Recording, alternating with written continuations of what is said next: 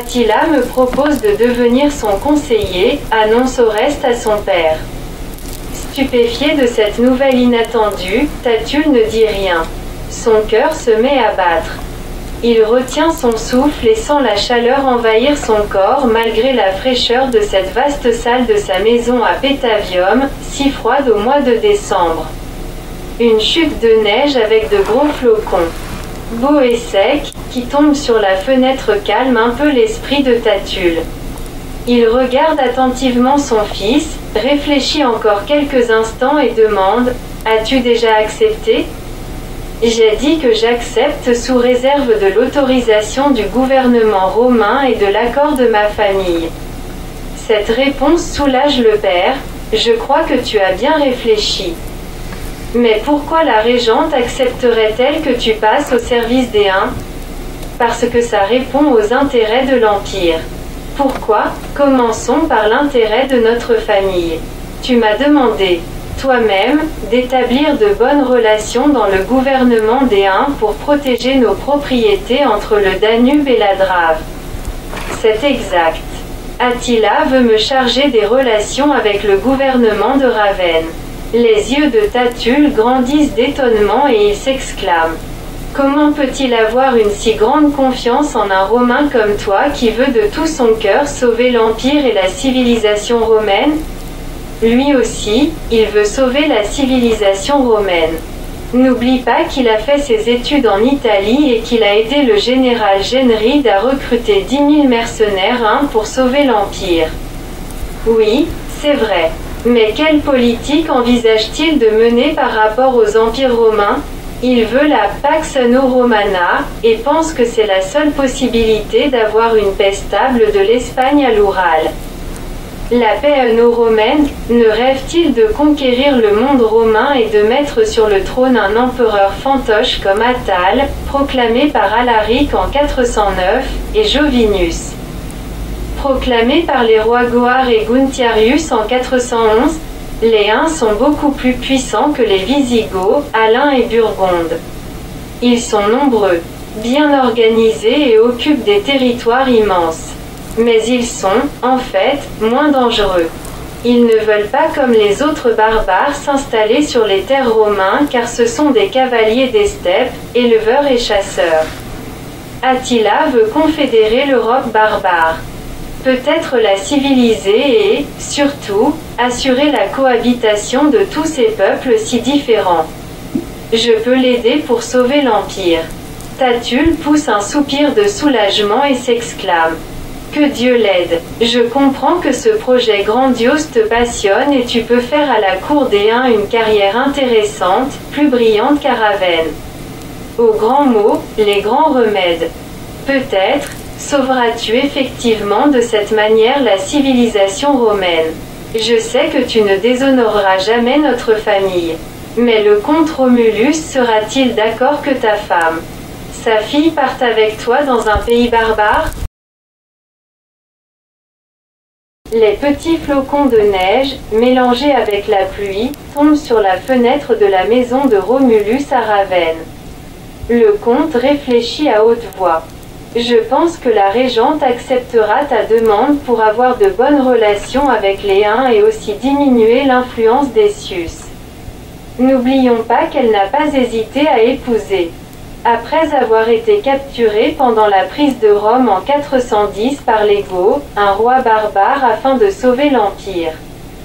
Elle pense toujours à la Pax Gothico-Romana, et cède souvent aux revendications du roi Théodoric. Je suis plus préoccupée par votre vie dans ce pays barbare.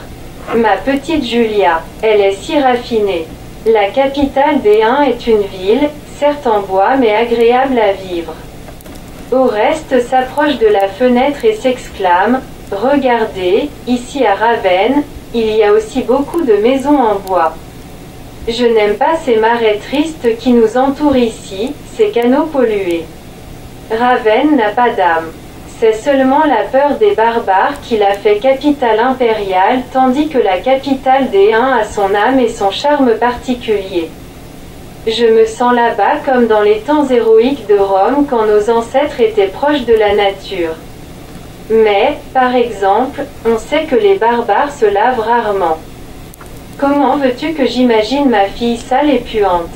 Oreste rit et explique, les Huns sont presque toujours en plein air. C'est pourquoi, ils ne supportent pas les mauvaises odeurs et, dans leurs épopées héroïques, ce ne sont que leurs ennemis qui sont puants.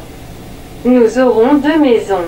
Une dans la ville et l'autre dans un endroit très agréable avec un petit bain sur le bord d'une rivière aux eaux très pures. Nous pourrons aussi visiter la piscine du palais royal. D'ailleurs, la diaspora gréco-romaine, les secrétaires et les autres fonctionnaires du gouvernement, des enseignants, des commerçants veulent construire des thermes romains. Romulus sourit. Bon, tu es un adepte des mœurs traditionnelles romaines et peux te passer de bain. Je pense que pendant tes missions durables, Julia peut venir vivre dans nos propriétés en Pannonie sur le bord du Danube et de la Drave. Ce n'est pas si loin de la capitale des Huns. Non, ce n'est pas loin. Les préparatifs de déménagement. Les domestiques remplissent des caisses et de grands sacs en cuir. Oreste range les livres dans un grand coffre. Julia dit. Te souviens-tu de mon pressentiment que ton voyage changera notre vie? Oui, ma chère. Notre vie va effectivement beaucoup changer. J'aurai des activités sans doute intéressantes et très variées. Oreste continue à parler lentement en feuilletant un guide touristique. La possibilité de voir des pays lointains, la Bactrie, la Sibérie et, peut-être, la Chine me passionne. Mais ces voyages ne seront pas des promenades faciles et amusantes. Tant mieux. Mais ne t'inquiète pas, ma chère, je ne veux pas te laisser veuve. Je veux vivre ma vie comme les anciens Romains. Servir ma patrie car je ne séparerai jamais ma cause de celle de mon pays afin de protéger la vie heureuse de ma famille. Tu es un homme d'action qui ne ressemble point aux autres courtisans. Tu dis que les Huns te rappellent les anciens Romains, mais je pense que les Hunes sont bien différentes des Romaines. Par exemple, les femmes Hunes participent activement à la vie publique. C'est vrai, les Hunes sont bien différentes des femmes romaines. Ainsi qu'Erka se comporte comme ministre de leur gouvernement. Attila est très attentif à ses conseils. Oreste arrête de ranger ses livres, lève la tête et jette un regard admiratif sur Julia. Tu es si jeune, si timide, si douce, si différente des femmes autoritaires. Représentante de la noblesse Hune. Mais tu as la sagesse d'une femme âgée. Je n'essayerai pas de nouer trop de relations avec les aristocrates Hunes. Je n'aspire qu'au bonheur familial. Je ne veux que garder notre foyer, te donner de beaux enfants et les élever dignes de leur père. Salvien n'attend pas longtemps après son retour de la Hunie à Ravenne. Il ne se passe pas même une semaine que Galla Placidiane le convoque au palais impérial. La lettre d'Oros, la régente prononce « Roas » et d'Attila permet d'espérer que les Huns, au moins pendant les quelques années à venir, envisagent de garder avec nous de bonnes relations. Qu'en pensez-vous, Attila, qui est chargé des relations des Huns avec le monde romain et germanique? Pense que les Romains ont eu raison de suivre le testament d'Auguste qui leur a recommandé de s'arrêter sur le Rhin et le Danube. Le roi Oros et lui-même sont principalement préoccupés par la consolidation des Huns et des autres peuples barbares du Danube à l'Oural, par la création de la Pax Una sur ces immenses espaces. La régente le regarde attentivement. Oreste dit qu'Attila rêve de la création de la Pax Una Romana, et considère que c'est la seule possibilité d'avoir une paix stable de l'Espagne à l'Oural. Il est passionné par cette idée et me demande l'autorisation de partir pour la Hunie avec sa famille. Cet Attila est très intelligent et charismatique. Salvien ne s'étonne pas. Il m'a dit aussi qu'Attila l'invite à devenir son conseiller. Il me semble qu'Oreste est sincère dans son désir d'aider Attila à bâtir une Pax Una Romana et sauver de cette manière la civilisation romaine. Placidia réfléchit un peu et dit: ces idées d'Attila ne m'étonnent pas. Le roi Go-Ataulf. Salvien tend l'oreille car la régente parle de son premier mari qu'elle a épousé après avoir été capturée par les Goths afin de sauver l'Empire. La régente continue après une pause: Ataulf, après les victoires en Italie, avait le vertige de ses succès.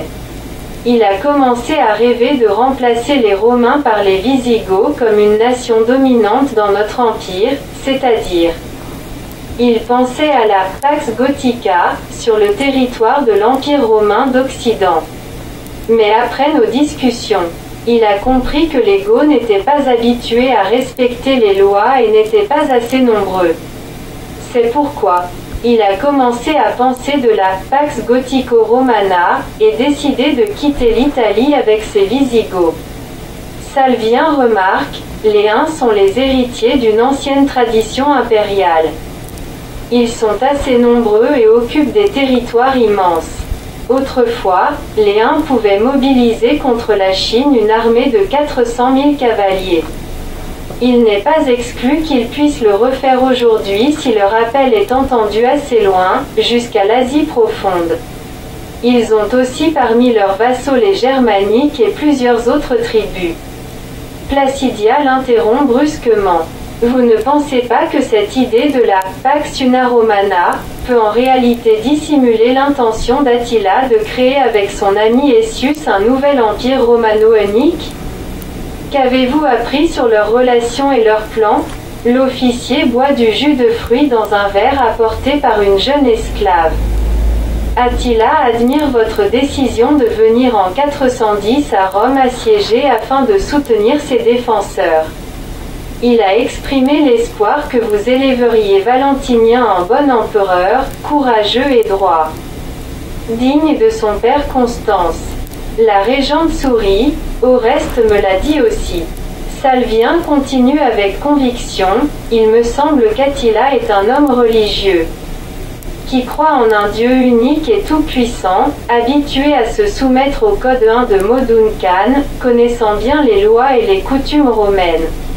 Le roi Oros est un souverain pacifique et honnête, qui a consacré sa vie à la Renaissance et à la consolidation de l'unité des Huns occidentaux. Je pense qu'ils ne chercheront une alliance qu'avec des souverains légitimes des empires romains. Mais évidemment, pour Attila, il serait agréable de voir Essius commandant en chef des armées romaines. De nouveau, Placidia l'interrompt brusquement: par contre, ce serait désagréable pour moi car alors nous serions les marionnettes des Huns. Oreste dit qu'Essius a prêté serment solennel de fidélité aux Huns. Salvien raconte ce qu'il a appris de plus intéressant sur les relations d'Attila et d'Essius. Les sourcils froncés, la régente écoute sans l'interrompre. Quand Salvien termine son récit, Placidia, visiblement satisfaite, lui dit: je suis contente de votre analyse. Tout ce que vous dites confirme mon opinion sur la puissance des Huns et sur les ambitions d'Attila et d'Essius. Je préfère l'alliance avec les Visigoths, qui sont moins forts. Car dans ce cas les Romains resteront la nation dominante. Pourtant, c'est bien qu'Attila ait fait ses études à Rome et nous n'avons pas jusqu'à présent de problème avec les Huns. Il nous faut continuer l'observation du développement des relations entre Essius et Attila afin d'éviter des surprises désagréables. Je vous envoie en Gaule avec la mission d'observer les relations entre nos mercenaires barbares, nos alliés et la population, et d'informer le gouvernement central des problèmes qui surgissent, ainsi que de la formulation des recommandations. C'est naturel pour vous, après votre voyage en Eunie, d'être chargé de cette mission. Le comte Essius ne sera pas sincère avec vous. Essayez donc de gagner davantage l'amitié de Marc et des autres officiers de son entourage. Placidia sourit: je vous autorise à me critiquer parfois afin de gagner leur confiance. Ne dites jamais que vous êtes en parenté avec l'empereur. Ensuite elle fronce le sourcil: Essius m'a prévenu que le comte Boniface prépare une insurrection en Afrique. Je ne l'ai pas cru alors car Boniface était le seul général qui n'ait pas prêté serment à Jean, renversé que grâce à l'intervention de l'Empire romain d'Orient. Mais maintenant il n'obéit pas effectivement à mon ordre de venir pour des explications. Elle se lève et parle d'une voix chaleureuse, c'est pourquoi j'apprécie tant les gens fidèles. Je crois que vous méritez pleinement ma confiance et ne trahirez jamais Valentinien et moi-même. Si tout va bien, vous aurez un avenir brillant.